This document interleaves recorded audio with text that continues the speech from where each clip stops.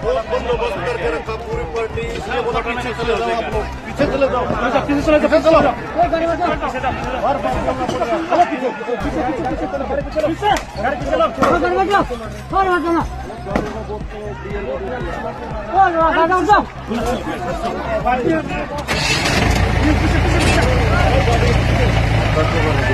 ADC নির্বাচনে হচ্ছেটা কি?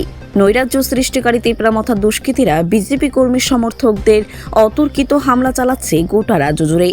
ধমকানো, চমকানো, মারপিট কোনোটাই বাদ রাখছেন না মথা দলের আস্ফালনী দুষ্কৃতীরা। কমলপুরে বিজেপির প্রচারে বাধা দেওয়াকে কেন্দ্র করে তুমুল রণক্ষেত্র, দফায় দফায় মারপিট, আক্রান্ত বিজেপি কর্মী সহ পুলিশ এবং টিএসআর।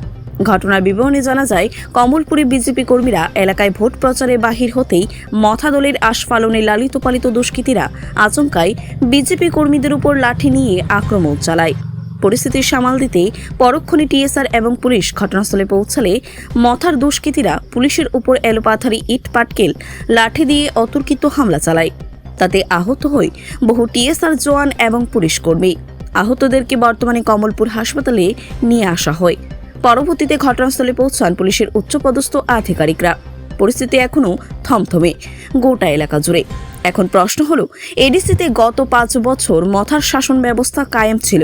উন্নয়নের নামে মথার নেতারা হরিণ লুট বাণিজ্য ছাড়া এডিসিতে কোনো উন্নয়নমূলক কাজই করেননি। এখন যখন সাধারণ ভোটাররা বিজেপি মুখী এবং আগামী এডিসি নির্বাচনে একক সংখ্যাগরিষ্ঠতা নিয়ে বিজেপির দল এডিসিতে ক্ষমতায় বসার স্বপ্ন দেখছেন, তখনই বিজেপির প্রচার এবং বিজেপিকে তীব্র আক্রমণ চালিয়ে কর্মী সমর্থকদের উপর হামলা হুজ্জতি একের পর এক চালিয়ে যাচ্ছেন মথা দলের আশ্রিত দুষ্কৃতীরা। এখানে একটা ল অ্যান্ড অর্ডার ডিউটি করতে গিয়েছিলাম স্যার। আনুমানিক কতজন আহত হতে পারে আপনাদের এই ইয়েতে? আহতের সংখ্যা কত হতে পারে? 10 পুলিশ টিএসআর মিলে 10-এর কাছাকাছি হবে বা বেশিও হতে পারে।